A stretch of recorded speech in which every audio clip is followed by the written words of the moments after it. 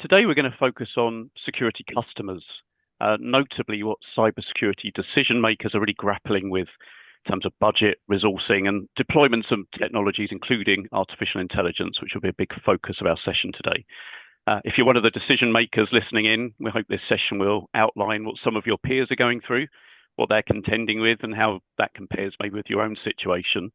If you're from a vendor, obviously we're hopeful that this insight will give you a little inside view of what some of your customers are really seeking, what some of those demand generations are going forward. So let's get into it. I'm just going to give everyone a brief introduction before we get into the main session. If my slide deck actually works, there we go. So yeah, as Julieta mentioned, I'm associate partner with Frost Sullivan. I head up our global security research team. We're a team of about 20 globally, covering cyber, physical, and logical security. We've got a team across the world. I've got two of those team members with me today. Jarad Carleton's Director of Research. He heads up the cybersecurity research team, based in Austria, but as you'll hear from his accent, he's moved across the Atlantic in the last few years, originally American. And we've got Claudio Stanca here as well, based in Northern Italy. He actually covers a lot of different areas within Frost & Sullivan, from managed security, SASE, human risk management, and he's looking quite deeply into artificial intelligence and all of the impact of AI across the security landscape. So we'll sort of be discussing some key points from one of our security decision maker surveys today. That will be the main sort of bulk of what we cover. We'll give just a little introduction, just a little bit of context up front on some of the big trends that we'll be tracking in the market throughout the next sort of 12 to 18 months as well. So let's get into it.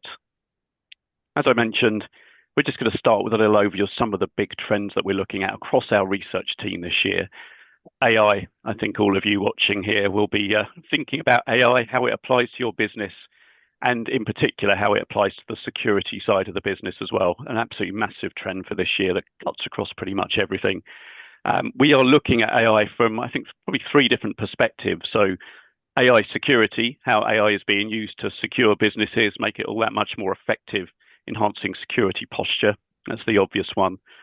Securing AI is the other angle that we'll be looking at. So making sure that all of those tools that are spreading right across our business are protected and not resulting in data leakage and all of those things that can be very problematic for a business, of course.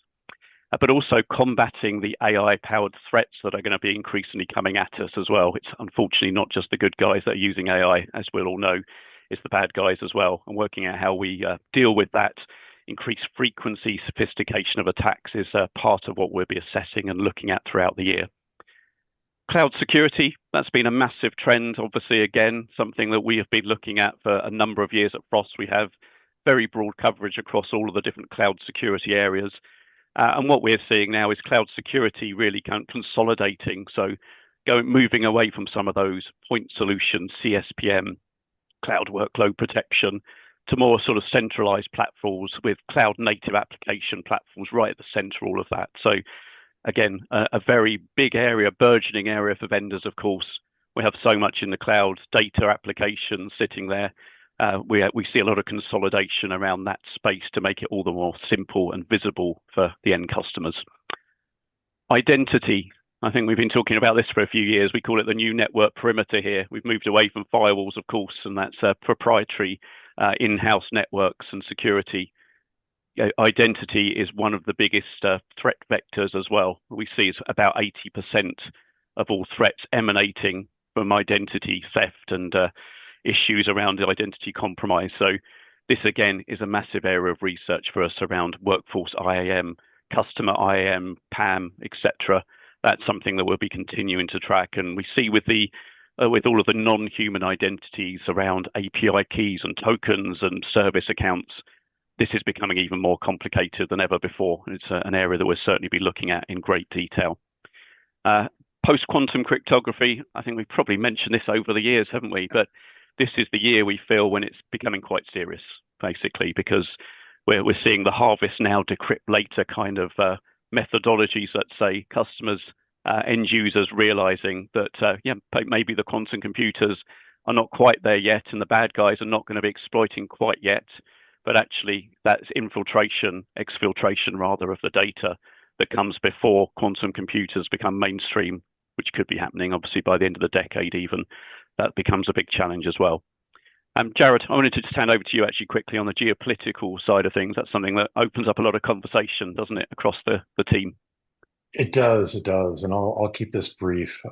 Really, when we're thinking about geopolitical risk these days, the key thing to remember is that cybersecurity is no longer just about malware. As the old rules-based world order is being proactively dismantled by the very country that helped put it in place, the United States, cybersecurity has become inextricably linked more than ever before to geopolitical power. You have nation states and state-aligned actors that are weaponizing cyber attacks to disrupt infrastructure, to steal intellectual property, and to destabilize economies without crossing military red lines. So in 2026, organizations aren't just increasing cyber budgets because it's fashionable or it's become the thing to do. They're doing it because the threat landscape has been fundamentally shifted. And cyber resilience is now a prerequisite for economic survival, which I believe the different variables on this slide are also helping to illustrate. We'll get into a little bit more about geopolitical risk a bit later in this slide deck. Adrian? Very good. Thank you very much for that, Jarad. Yeah, let's look a bit into the survey data I mentioned. So this was a large-scale survey, as you can see, of enterprise security customers, senior decision makers. You can see on the bottom right here, C-level, VP, manager level. We're really trying to get to those people who have a real decision-making authority within the companies across different size bands, as you can see. We're not going for the very small companies, sort of mid-size, right up to the enterprise scale. And from a country scope here, we're looking across the Americas. You can see US and Brazil, three of the main geographies in Western Europe. And this year, actually, we've added India and the Gulf states, so really interesting markets, very sort of emerging markets for security in particular, where there's some quite big changes and big differences, let's say, against the more established nations there. So around 2,000 respondents. This was done via an online survey, done right at the back end of last year. So this is super fresh data. And we just wanted to share a little bit of that data with you so you can see kind of where the state of play sits at the moment. I'm not going to run through every single question. I thought it would be useful just to separate them down into the rough groups of question. We had around 50 different questions here. You can see some of the key blocks. We'll talk today a little bit around cyber strategy, investments and budgets, a little bit about resourcing, which is also always interesting, isn't it, in terms of how people are grappling with that dearth of talent across the world at the moment. We'll look a little bit about the risk management side of things, and we'll share a little bit of insight from Claudio on the cyber insurance angle as well. And then we'll spend a fair bit of time actually on artificial intelligence, so how companies are looking at that, the risk factors involved, for example. So let's delve into it. I can share a little bit of an overview of some of the challenges, first of all, that those security decision maker respondents are actually looking at. And I think it's an interesting mix. We ran this survey probably a couple of years ago now. We're looking to run this as an annual survey, but the challenges are quite similar, but there are a few changes, I would say, from a couple of years ago. The top one, and we're looking here, by the way, at the top 3 challenges that each respondent has identified. That lack of visibility across devices, applications, endpoints. This was something that was number 1 a couple of years ago as well. And we've all seen that move to more of a platform approach, let's say, having visibility across all of the assets, having a single pane of glass. That issue hasn't gone away clearly. That visibility still becomes absolutely paramount. We know that many end-user organizations are using tens, hundreds of solutions sometimes on the security side. Managing all of those separately is clearly a big headache, certainly with the resource challenges that we all have across all industries at the moment. And that links in, I think, to the resources, that second point, still quite a big problem, having those relevant skills to manage all these solutions and actually manage all of the alerts that comes from them. As you can see on the third one, the false positives, the whole range of data that's thrown at those decision makers every single day that they need to pick the needle from the haystack to make sure they're focusing on the right things. So we'll touch a little bit later of how some of those issues are resolved or certainly mitigated with the use of AI and automation and how that kind of is flowing. But I thought there were 3 interesting ones at the top of the chart here. I think on a slightly, let's say, more positive spin on things, if you look at some of the ones a bit lower down here that are less of a concern, we look at that cybersecurity as a low priority amongst management. This was higher up a couple of years ago. evidence, I think, that really is being taken more seriously at the C level, at the board level, that there's a real understanding that cybersecurity isn't about just keeping the lights on, is a business priority, that it comes through to the business direction of a company. It's not just a nice to have, it's a must have, and it needs to be factored in at every level of a business.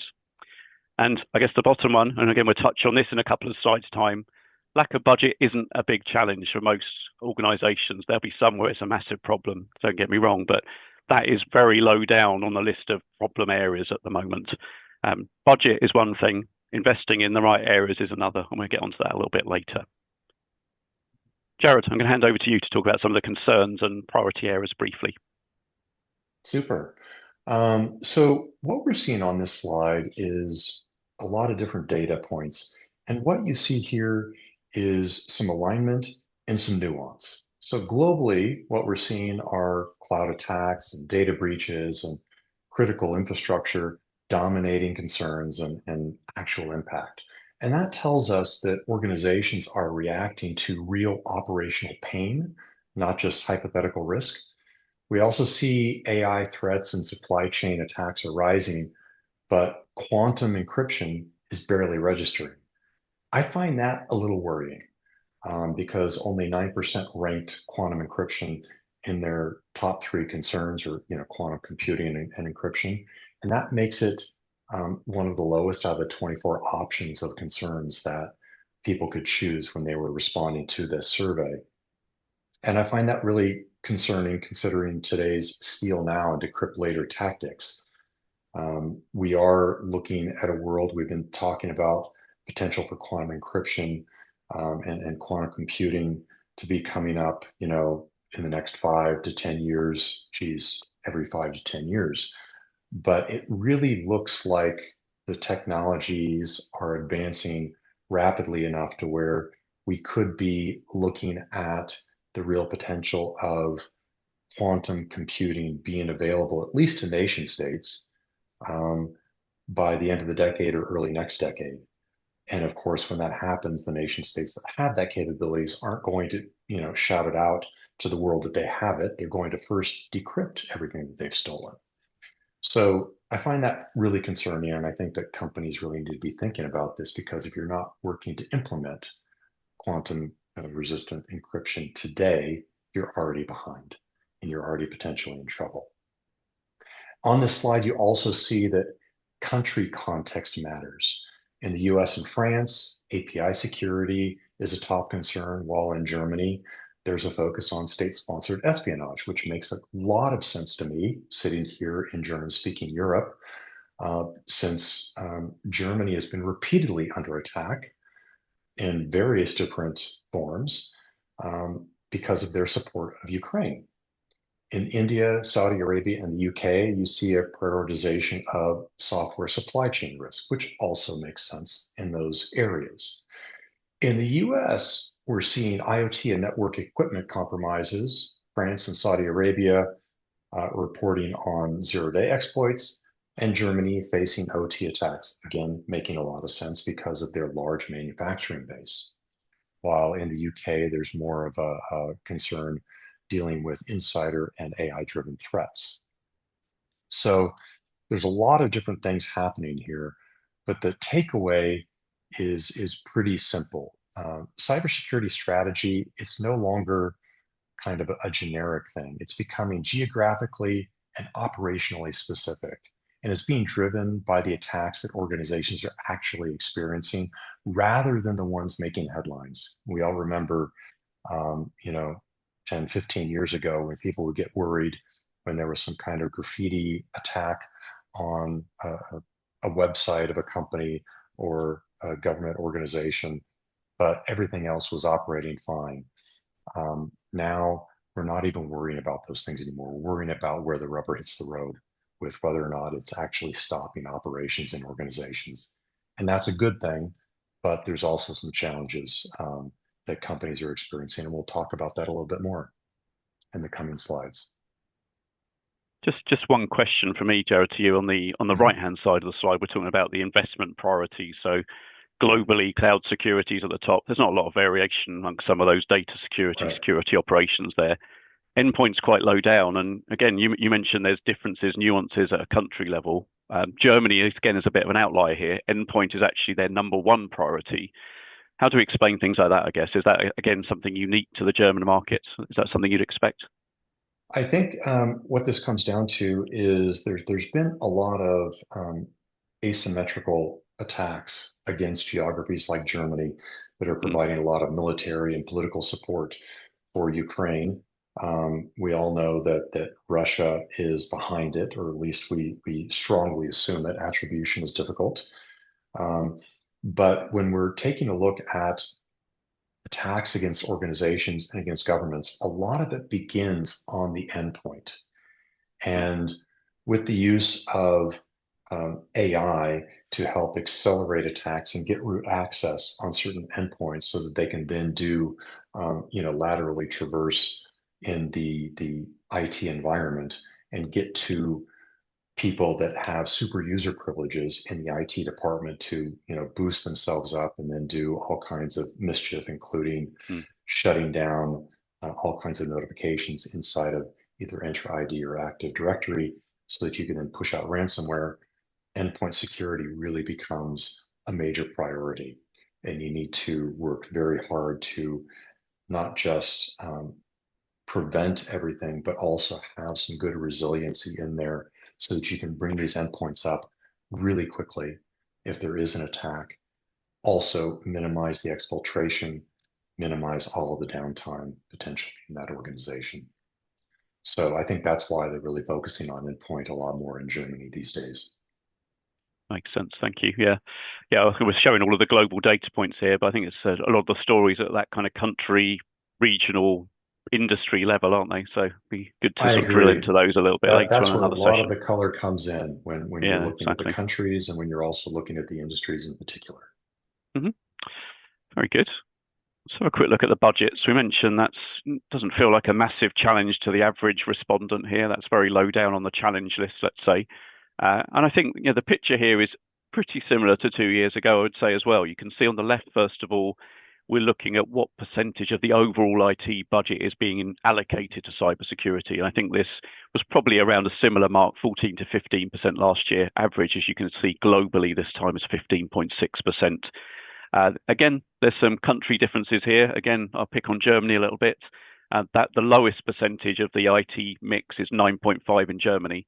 At the other end of the scale, Indian respondents are investing about 24%, much, much higher than that average. So as we've been saying throughout, there is that variation depending on state of play, security, maturity, kind of investment levels to date, the risk vectors in different markets and industries that are really driving some of that. But you can see that range. It's kind of a bell curve, as you can see on the left, but with that average of about 16%. We see some variations as well. I mentioned on that demographic slide at the start, we're looking at different countries and size bands and industries as well. Energy companies in that mix are a little bit lower as well. That's about 11% of IT spend going towards cybersecurity. High-tech companies are a little bit higher than average, and so are BFSI companies. You'd expect that. I think they are some of those biggest investors in security solutions. And then if we look on the right in terms of the budget change, so how much did it go up in 2025 versus 2024? It's a pretty healthy story, as you can see here. 53% of organizations across that global sample saw an increase in their budget. Only 7% saw it falling. There's a multitude of reasons why it could be falling, of course, sort of downscaling of the company as a whole. Investments already in place and kind of those upfront costs and some really big shifts in the cybersecurity posture already been made in previous years. So I think we'd always expect some companies, and it's a relatively small number with that decrease. If you look at the increase, I think the main message here as well is that the increases are going up much more than, let's say, inflationary levels. The average here is 19% globally, is in terms of the increase of those 53% who saw an increase. Bigger increases again in some of the developing countries. So India, 74% saw an increase, much, much higher than that average. And there are differences by industry as well here. BFSI saw a little bit more, in terms of increases there. Healthcare, interestingly, only 13% actually saw a decrease. So there were some strange things going though. 38% healthcare seeing an increase as well. So they are maybe one of the ones where the budget's been a little more constrained. We need to delve into that a little bit more to sort of understand exactly why, but there are those variations at the industry level at least. Not much difference on the size band, by the way. We broke it down into small, medium, large enterprise, for example. The actual budgets are kind of consistently growing across all areas, we would say, from what we see in the sample as well. Let's have a little look at resourcing as well. This is something we come back to again and again. It's driving the move to automation that we're moving to a little bit later. It's driving, in some cases, a move to outsourcing and partnering to make sure you have those skills and attributes needed to protect a business. But if we just look at the number of cybersecurity professionals that an organization has, again, whether it's increasing or decreasing, it's a similar story to the budget. You can see 56% of the organizations we surveyed see that the number of resources going up, a relatively small number see it going down. It's 56%, as you can see there. Again, some differences by country. I'm looking at my numbers here. Germany, only 39% see an increase. I keep picking on Germany today, seemingly. Again, India, a bit similar to the budget, a very large number are expected to boost up, 74% looking to increase their actual resources at the moment. So actually very similar numbers to the budget, strangely enough there. And then we look at why it increases or decreases. I think some of these are pretty obvious on the left-hand side. Regulatory compliance is one of them that is driving people to invest more to make sure they're compliant. Number of cyber threats going up and incidents in particular. So we've split it into threats and incidents, as you can see here. The threats are growing. We know that the attack surfaces are growing. The number of threats out there are growing almost exponentially, with AI being used to, harnessed as well. The number of incidents is obviously the ones that actually get through and cause a problem for an organization. So you'd expect that to be a little higher when there's actually a direct risk. Companies are seeing a direct impact on their business, and we'll get into this on the next slide. That's where those number of professionals sometimes needs to be ramped up to make sure there's full protection. And if we look on the right-hand side, why is it decreasing?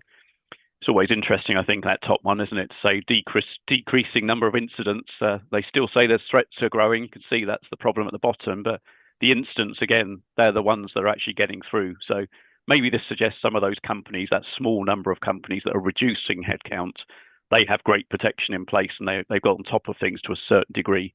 We'll see in a moment. No one's safe, of course, it's ever changing, but that maybe is a perception with some organizations that means they feel they can just pull back a little bit on their resourcing. And of course, and we'll get into this a little bit more, that move to automation, because you don't need as many people if more is being automated. We'll get into the pros and cons and kind of the state of play of that side of things in a moment as well.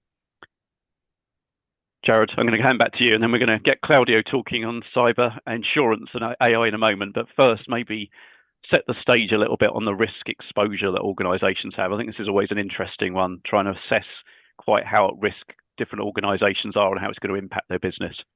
It is interesting. And between our last survey and this one, we actually adjusted a few things to get a better handle on what's going on here. What we're presenting here in the slide are just a little bit of that data, not all of it. But what really stands out here for me is the disconnect between confidence and consequence. We see that 76% are saying that they can estimate their cyber risk, yet nearly half are expecting losses above $25 million, and 18% put their exposure north of 75 million. What we're seeing here, it's not just IT risk, it's material business risk. But there's some nuance in here. Geography is where this becomes really telling. In Germany, we see only 28% feeling confident about estimating their risk exposure. And there's a reason for that. European manufacturers have already lived through large-scale cyber disruptions. We've seen ransomware shut down global operations, force companies back to manual processes that require pulling people out of retirement to help some of the younger workers understand how to work the machinery without the use of computers. Bringing back these manual processes and required rebuilding of entire IT environments.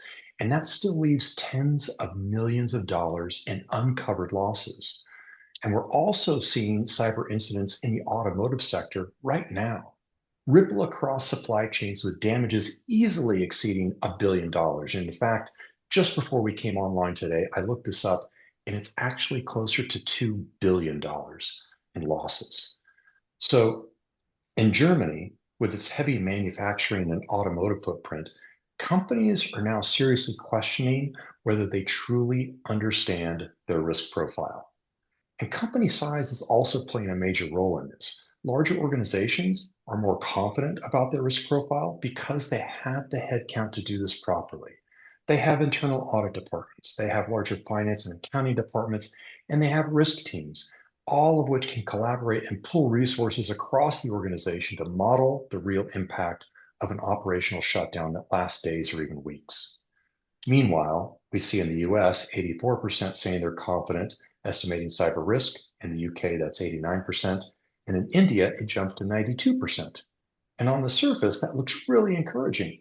But I argue that the level of confidence often reflects an incomplete understanding of the depth and breadth of their risk exposure. When ransomware takes operations offline for 2 to 3 weeks, sales stop, productivity stops, revenue stops, and then the brand damage kicks in. Customer trust erodes, churn rises, and the financial impact continues long after systems come back online. So the real takeaway is this: cyber risk isn't just technical anymore. It's operational, it's financial, and it's reputational. And organizations can't quantify it accurately, sometimes because they just don't have the headcount. And when that happens, they're making security decisions in the dark. So let's take a look at the next slide and dig a little bit deeper on some of these related issues. So what we see here is that cyber incidents are no longer rare events. They're actually a regular operational reality. On average, we're seeing organizations experiencing approximately 16 security incidents, and that was just last year. And our data set finished its collection just before the holidays in December. So this is really fresh data. What we're also seeing is that only 13% are reporting zero incidents. I contend these are organizations that perhaps don't know that they've been breached, while most are dealing with anywhere from 1 to 10 incidents, and a meaningful portion have experienced dozens of attacks. Now, there's wide geographic variation. We see India reporting the highest average at 31 incidents, and places like Qatar, Kuwait, and Bahrain are averaging just 5, and Saudi Arabia just around 6. It's probably a little low. I suspect there may be some underreporting there, but if we get back to the geopolitical risk aspect of things, if the US does launch attacks against Iran in the coming weeks, we'll be able to take a look at this when we renew our data and see just how much the cyber attacks in the Gulf region have changed, because some of these countries that I just mentioned are areas where there are a US military presence, and thus they would be legitimate cyber attacks from Iran. So if that happens, we'll see that number jump, I would expect. In Europe and in the US, they're sitting roughly in the middle with roughly 12 to 15 incidents per organization. And by industry, there's only a little bit of variation, with energy slightly lower at an average of 11. Business and financial services is higher at 18, probably because there's a lot of immediate financial gain if someone can get through attacking one of those companies.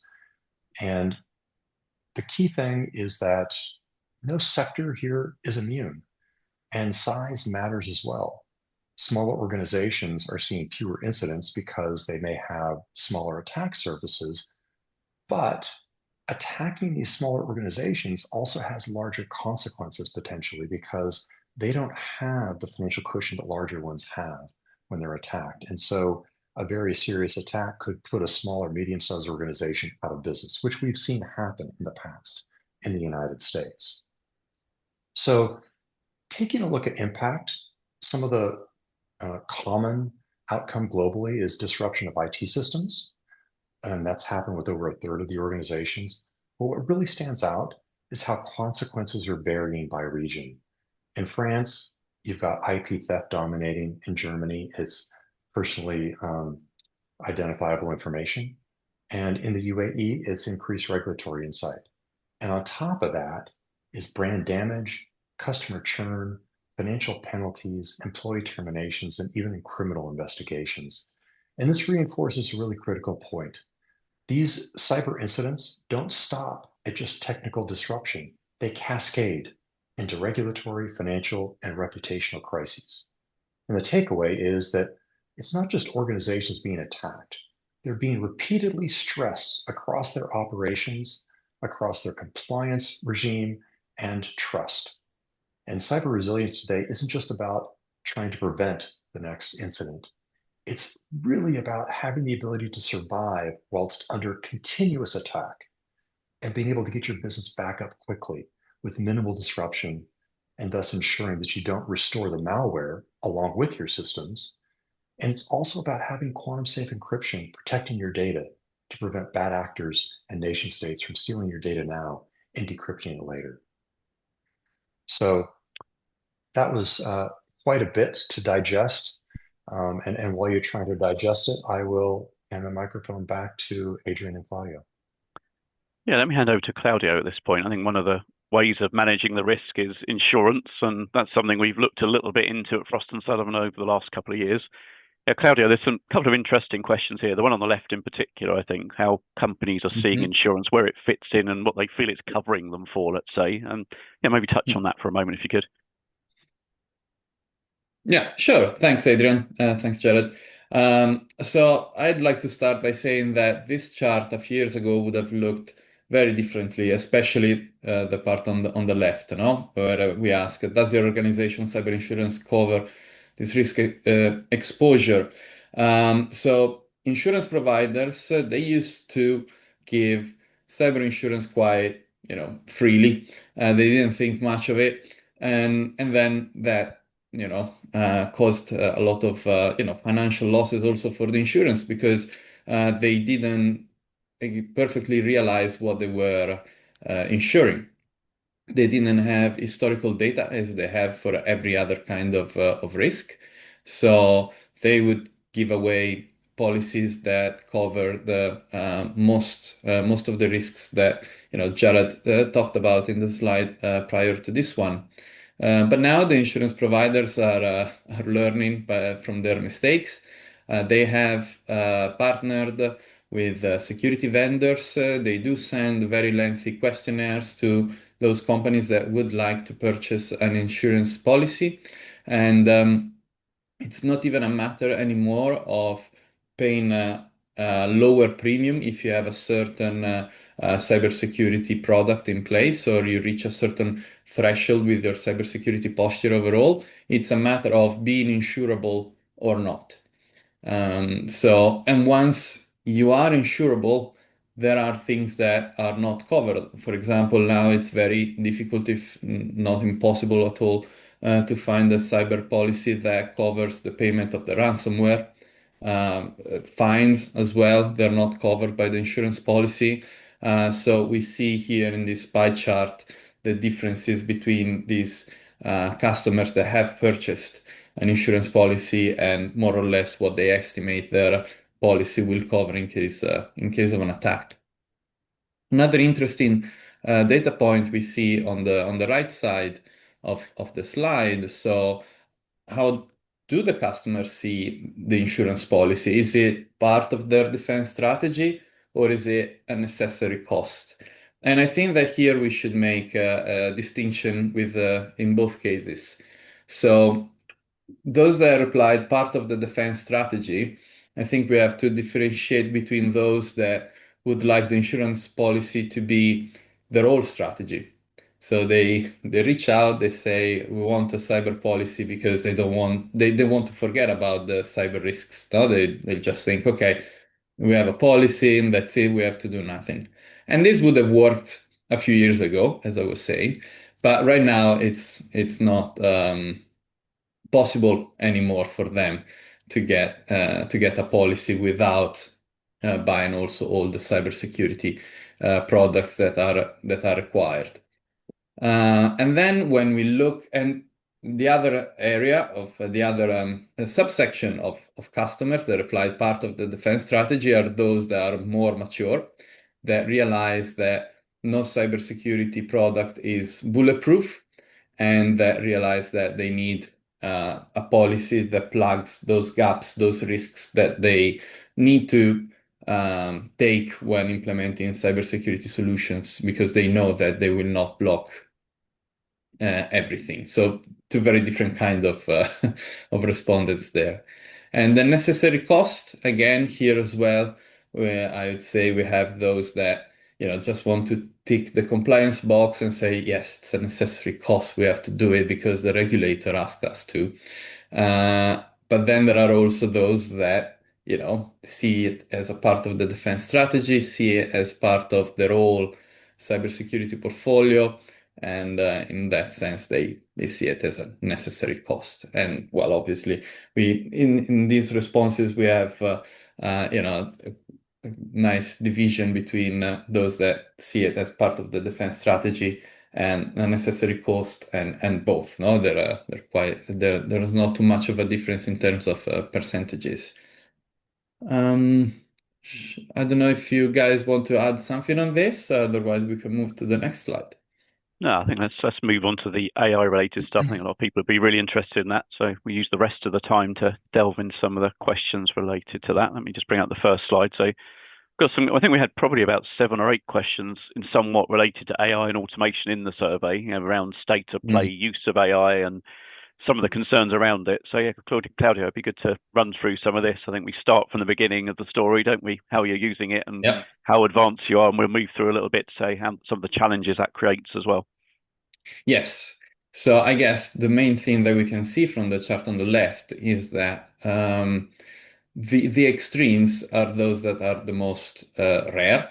And generally, people like to have a blend between human and AI. And it depends also on various factors, by the maturity of the people we've asked to, but also their level of trust towards automation. It doesn't mean that if you use more humans rather than AI, you're necessarily more behind. It might mean that you are in a tighter regulated industry that requires you to manually oversee some processes, or that you understand that AI comes with inherent risks and you don't want to take those on, and you prefer to have more humans looking at your cybersecurity products. Obviously, you need the money to do that. So that's the case for bigger companies with bigger purses and budgets. When we look at what are the top GenAI-driven cybersecurity application in use by the organizations, so we see obviously the threat detection and response. Obviously, an automated product can see better through all the noise, can ingest way more than a human ever could. So it makes total sense to use it for that. Fraud detection, I guess this is a case of fighting fire with fire. We do get, inundated by phishing and spear phishing emails that now are more than ever personalized for the humans that receive them, because it's much easier for an attacker to leverage GenAI to create a decent email. It's quite believable. Like, obviously, there are still phishing emails crudely put together where you can spot it's a phishing email because, there are spelling mistakes and silly things like that. Some people will still fall for it, obviously, as they've always had, but people are starting to learn to look for these things. So GenAI tools are really helping the attackers in this case. But a solution, a highly automated solution, will be able to spot things that for humans are not so easily spotted.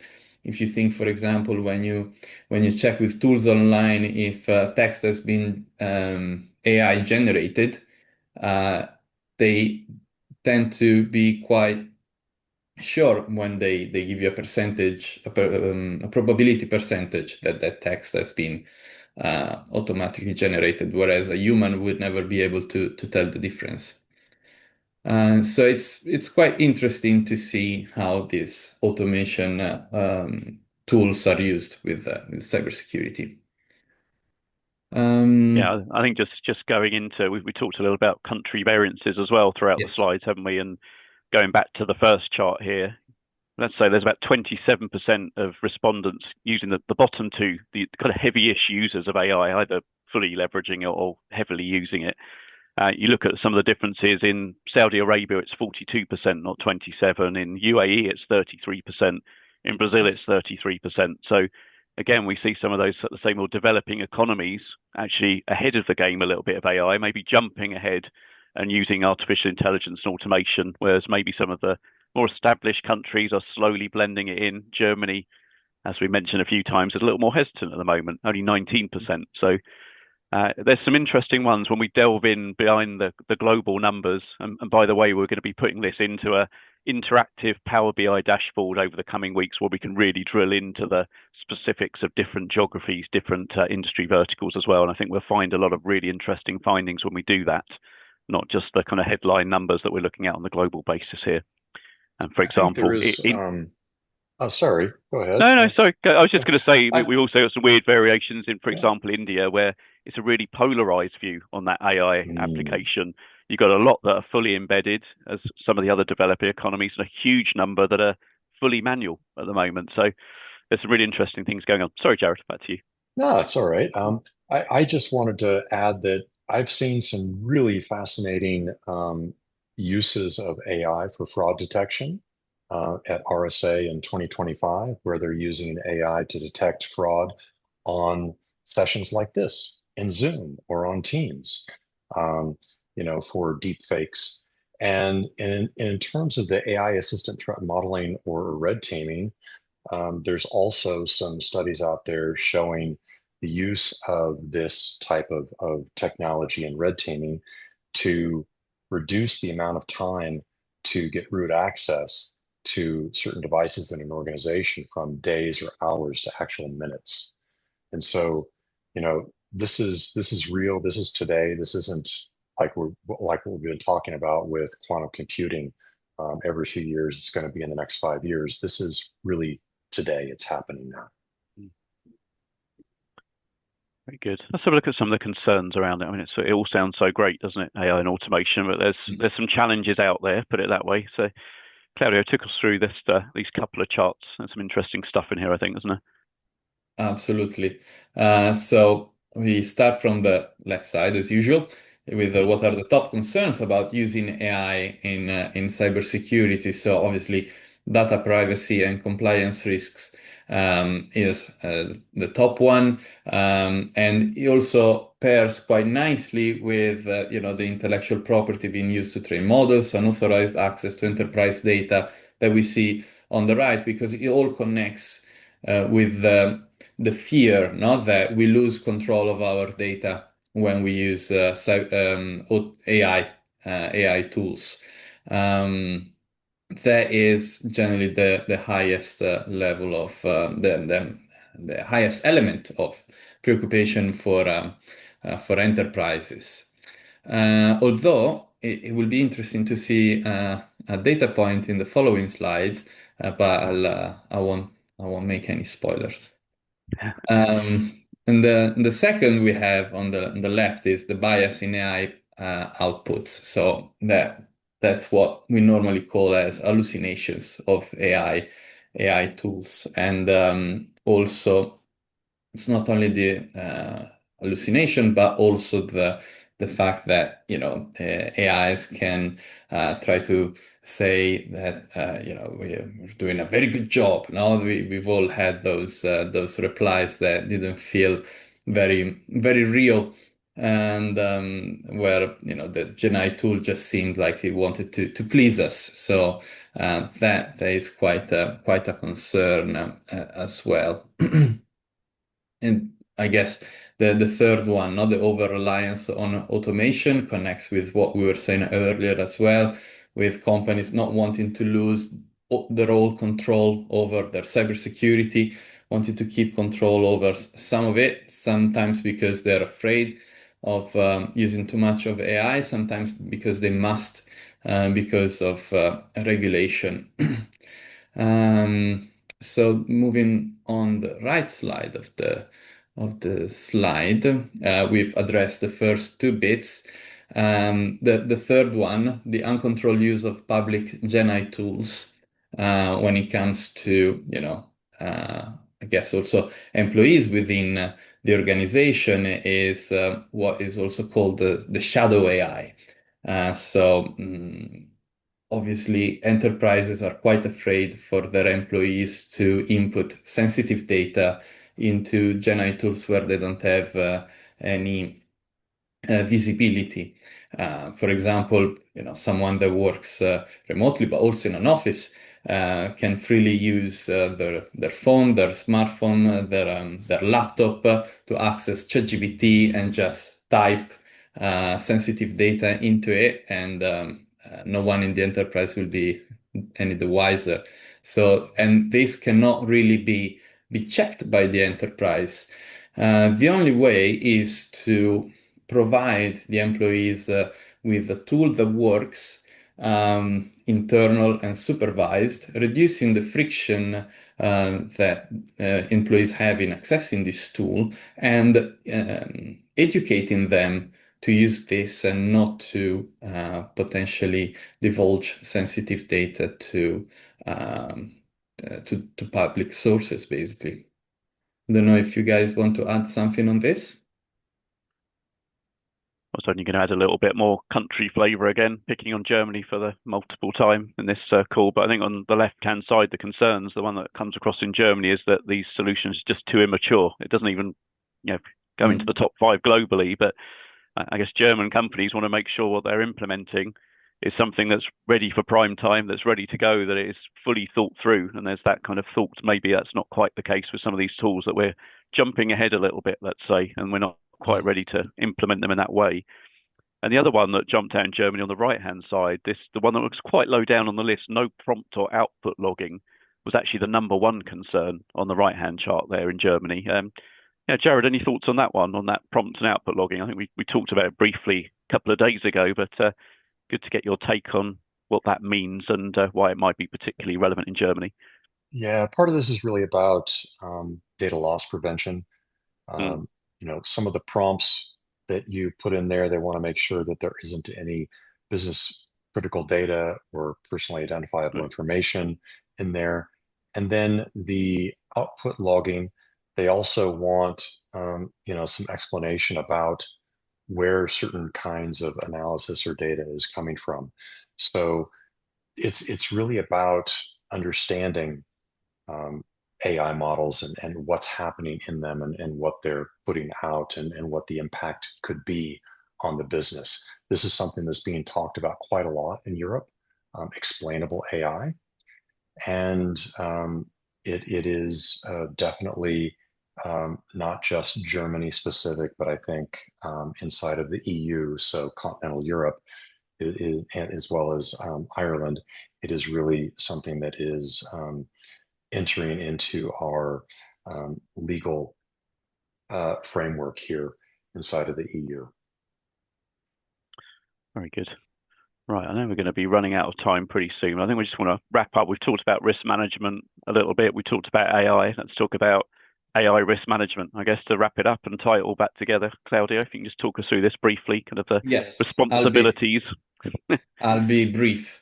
What I wanted to touch on is the data point on the right. So when we were speaking through the other slide, the previous slide, we were seeing how the fear of data leaking outside by using GenAI tools was top of mind, and rightfully so. But when we look at this chart on the right, we see that trust, ethics, and security comes second when evaluating a provider that offers AI capabilities. First comes the accuracy and performance of AI models. So at the end of the day, it seems that people are yes afraid, but they really want to have the best tool, putting the trust element in second place. So I guess they see the potential for a higher level of productivity by using GenAI, and they really want to be able to, let's say, revolutionize also the way that their business work. But nonetheless, trust is always extremely important in these cases, and it's still number two, together with transparency and explainability, which is quite, a similar element when customers do choose their provider for GenAI. So I guess that was the main point that I wanted to make. And if you look at the left side of the chart, of the slide, we see a chart that indicates how organizations still have to understand exactly where the responsibility for the GenAI risk management falls. I guess it depends also on who they have within the organization. Not everyone has a CISO, I guess, and so that's also why this split is quite even at the end of the day. Very good. And it's interesting, right at the very bottom right of the slide, cost and ROI is quite low down on the evaluating factors there, isn't it? I think we've seen that a lot. Budget is not the problem. It's about investing it in the right areas that protect the business better. I think that's a good thing for the vendors listening into this, that as long as you can prove that your solutions add value, that they are trustful, they're going to add to the sort of security posture of a company, you've got a good chance of doing business to a lot of companies around the world. So thank you very much, Jarad. Thank you, Claudio. We'll wrap up there.